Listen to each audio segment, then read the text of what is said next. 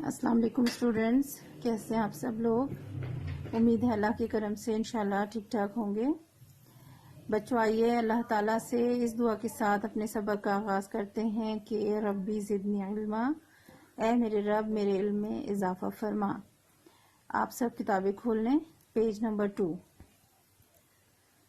بچوں جیسا کہ آپ جانتے ہیں کل کے لیسن میں آپ کو میں نے حفظ قرآن سے سورۃ الضحیٰ پڑھائی تھی۔ امید ہے آپ نے پڑھی ہوگی اور یقیناً یاد کرنے کی کوشش بھی کی ہوگی، اور امید ہے کہ کچھ لوگوں نے یاد بھی کر لی ہوگی انشاءاللہ۔ میں آپ کو یہ سورہ ایک ویک میں ایک سورہ دوں گی تاکہ آپ آسانی سے 3 4 آیات کر کے یاد کریں اور ڈیلی اس سورہ کو دہرائیں تاکہ آسانی سے اور پختگی کے ساتھ آپ کو جو قرآن پاک ہے اس کی سورہ ہے اچھے طریقے سے یاد ہو جائے۔ تو اس ویک کے لیے آپ نے سورۃ الضحیٰ ڈیلی پڑھنی ہے، یاد کرنی ہے۔ جن کو تھوڑا سا مشکل آ رہی ہو، مشکل لگ رہی ہو پڑھنے میں، وہ 2 3 آیتیں کر کے ڈیلی یاد کریں تاکہ آپ کو سورہ جو ہے وہ آسانی سے اور پختگی کے ساتھ یاد ہو جائے۔ آج ہم جو سبجیکٹو پارٹ ہے وہاں سے اپنے لیسن کا آغاز کریں گے۔ آپ سب کتابیں پیج نمبر کھولیں 4۔ بچوں یہ ہے باب دوم اور ایمانیات اور عبادات، اس باب کا چیپٹر کا نام ہے۔ ایمانیات جو ہے وہ ایمان سے ریلیٹڈ ہے، یعنی عقیدہ، جیسے ہمیں اللہ پر ہمارا ایمان اور اللہ کے بھیجے گئے رسولوں پر، کتابوں پر ایمان لانا اور ملائکہ پر، فرشتوں پر ایمان لانا، یہ سب ایمانیات میں شامل ہے۔ اور اس کے بعد عبادات ہیں، یعنی اللہ تعالیٰ نے جو اپنی عبادت کے لیے جو عبادات، جو طریقہ کار ہمیں کچھ عبادات سکھائی ہیں وہ ساری کیا ہیں اور اس کا مفہوم کیا ہے۔ تو اس باب کا جو پہلا حصہ ہے ایمانیات، وہ ہم شروع میں پڑھیں گے، اور ایمانیات میں جو سب سے پہلا ٹاپک ہے وہ عقیدہ رسالت اور اس کے تقاضے ہیں۔ رسالت کا مفہوم، رسالت کے معنی پیغمبری اور سفارت کے ہیں۔ پیغمبری یعنی کہ پیغام پہنچانا، اور سفارت جو ہے وہ بھی پیغام پہنچانے سے مراد ہوتا ہے۔ جیسے کسی بھی ملک میں کسی دوسرے ملک کا سفیر موجود ہوتا ہے، ریپرزنٹیٹیو ہوتا ہے وہ اپنے ملک کا۔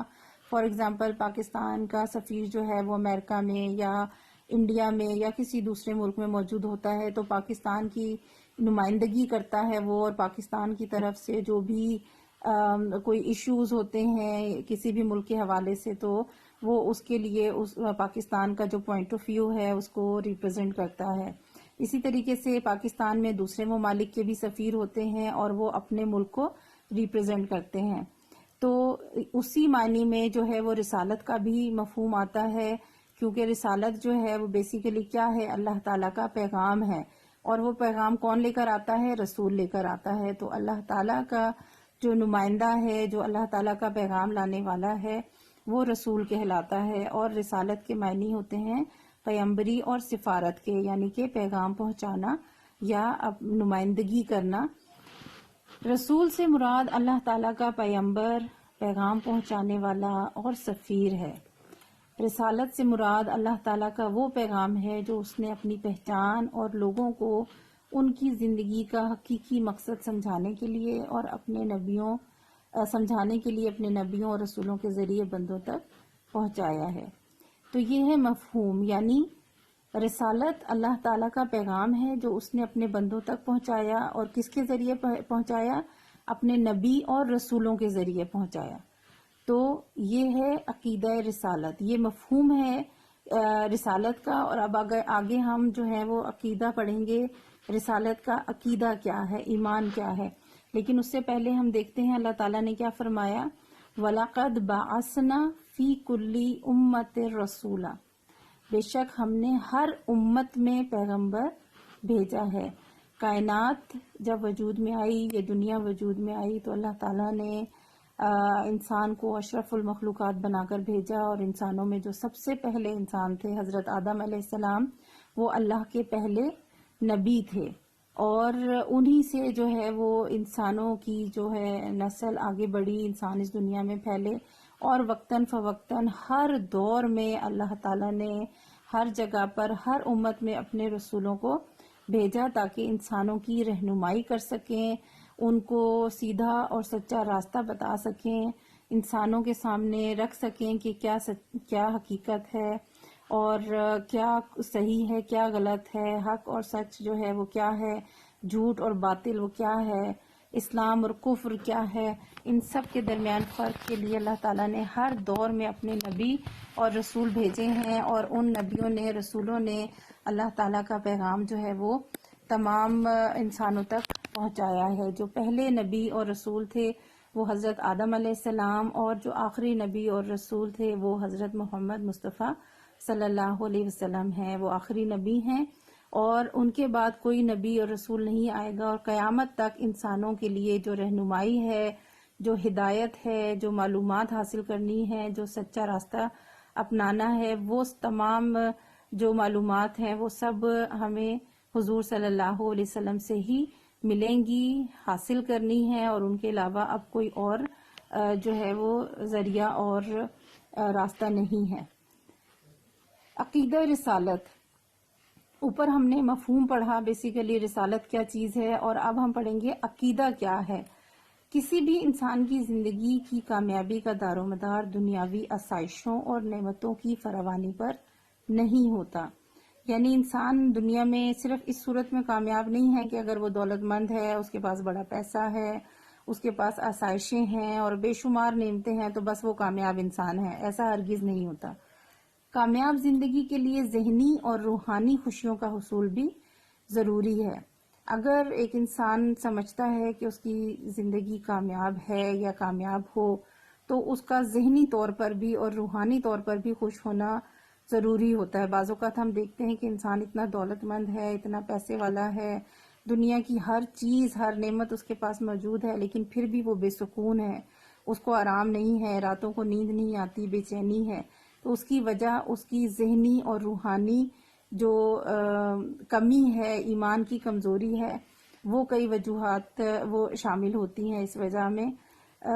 ایسا صرف اس وقت ممکن ہے جب انسان زندگی گزارنے کا حقیقی مقصد جان لے، لیکن یہ اسے کون بتائے کہ زندگی کیا ہے؟ اللہ تعالیٰ نے اسے زندہ رہنے کے اسباب کیوں عطا کیے؟ وہ کون سے اعمال ہیں جنہیں انجام دے کر اپنے مالک حقیقی کی رضامندی حاصل کی جا سکتی ہے؟ کیونکہ یہ ضروری نہیں کہ ہم اپنی عقل کے مطابق جن کاموں کو درست سمجھتے ہوں وہ اللہ کے نزدیک بھی ٹھیک ہی ہوں۔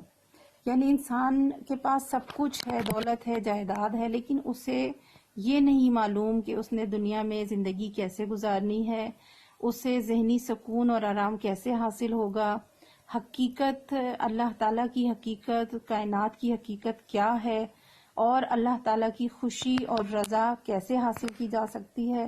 تو یہ سب انسان کو کیسے معلوم ہوگا؟ ان سب چیزوں کا جاننا ضروری بھی ہے، اور ان سب کو جاننے کے لیے کیا کیا جا سکتا ہے؟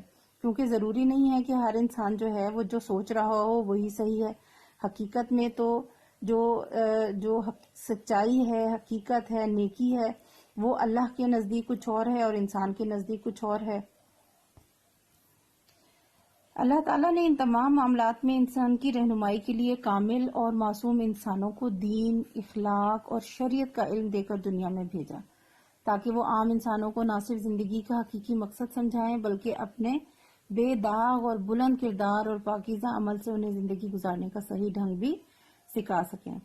جب انسان کو یہ تمام سوالات اس کے سامنے ہوتے ہیں کہ حقیقت کیا ہے، کائنات کی حقیقت کیا ہے، رب کیا ہے، اللہ تعالیٰ کی خوشنودی کیسے حاصل کریں، اور کون سے ایسے کام ہیں جن کو کر کے ہم اپنے رب کو خوش کر سکتے ہیں، تو ان ساری چیزوں کے، ان سارے سوالوں کے جواب کے لیے اللہ تعالیٰ نے کیا کیا کہ اللہ اپنے نبی اور رسول بھیجے، اور وہ مکمل انسان تھے، معصوم انسان تھے، یعنی کہ کسی بھی برائی سے پاک، کسی بھی گناہ سے پاک انسان تھے، اور اخلاق میں سب سے اعلیٰ، دین کی لحاظ سے، دین پر عمل کرنے کے لحاظ سے سب سے بڑھ کر بلند مقام تھا ان کا، اور ان کا مقصد کیا تھا کہ تمام انسانوں کو حقیقت کے بارے میں بتائیں، حقیقی زندگی بتائیں، زندگی اللہ نے کیوں عطا کی، کس لیے دنیا میں بھیجا، اور ان کا کردار اتنا پاک اور پاکیزہ اور بلند کردار تھا کہ ان کو دیکھ کر لوگ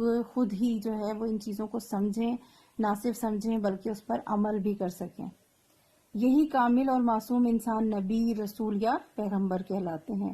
انہوں نے ہر دور میں معاشرے کی اصلاح کی۔ ان کا سلسلہ حضرت آدم علیہ السلام سے شروع ہو کر نبی اکرم حضرت محمد مصطفیٰ صلی اللہ علیہ وسلم پر ختم ہوتا ہے۔ جیسے کہ آپ کو میں نے پہلے بھی بتایا کہ پہلے نبی حضرت آدم علیہ السلام اور آخری نبی حضرت محمد مصطفیٰ صلی اللہ علیہ وسلم ہیں۔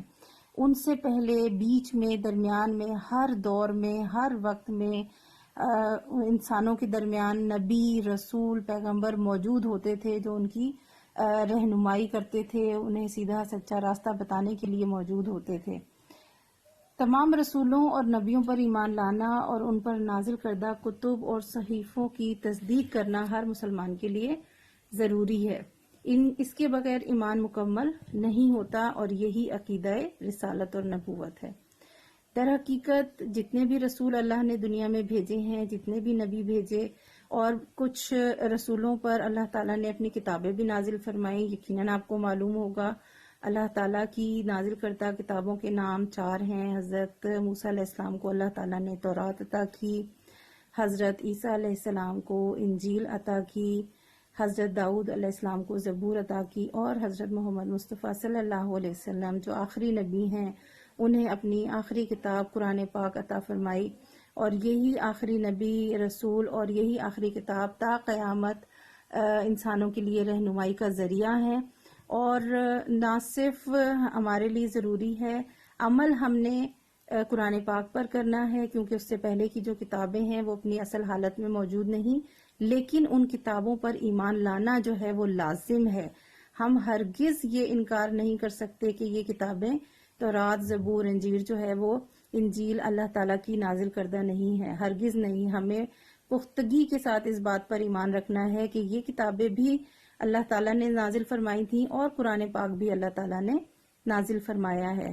حضرت محمد صلی اللہ علیہ وسلم اللہ کے آخری نبی ہیں، لیکن ان سے پہلے جتنے نبی اور رسول اللہ نے بھیجے وہ بھی اللہ کے پیغمبر تھے، اور ہم اسی طرح سے ان کا ادب اور احترام کرتے ہیں اور ان پر ایمان رکھتے ہیں، اور اسی عقیدے کو عقیدہ رسالت اور نبوت کہتے ہیں۔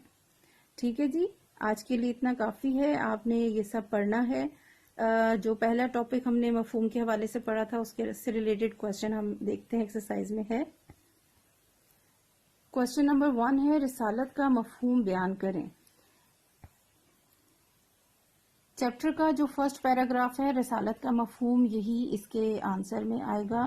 تفصیل کے ساتھ آپ نے یہاں سے سٹارٹ کرنا ہے رسالت کے معنی سے، اور اس میں یہ جو آیت ہے سورہ نحل کی 32 آیت نمبر ہے، ریفرنس کے ساتھ اسی طریقے سے آپ کوٹ کریں گے جیسے یہاں پر بک میں کوٹیشن کی صورت میں لکھی ہے، پرومیننٹ کر کے آپ نے یہ آیت لکھنی بھی ہے۔ وَلَقَدْ بَعَثْنَا فِي كُلِّ أُمَّةٍ رَسُولًا، بے شک ہم نے ہر امت میں پیغمبر بھیجا۔ یہاں تک آپ یہ کوشچن نمبر 1 کا آنسر لکھیں گے، نیٹ اور کلین ہوگا، اور آپ نے یاد بھی کرنا ہے۔ ریمیننگ پارٹ انشاءاللہ اگلے لیسن میں کریں گے۔ اللہ حافظ۔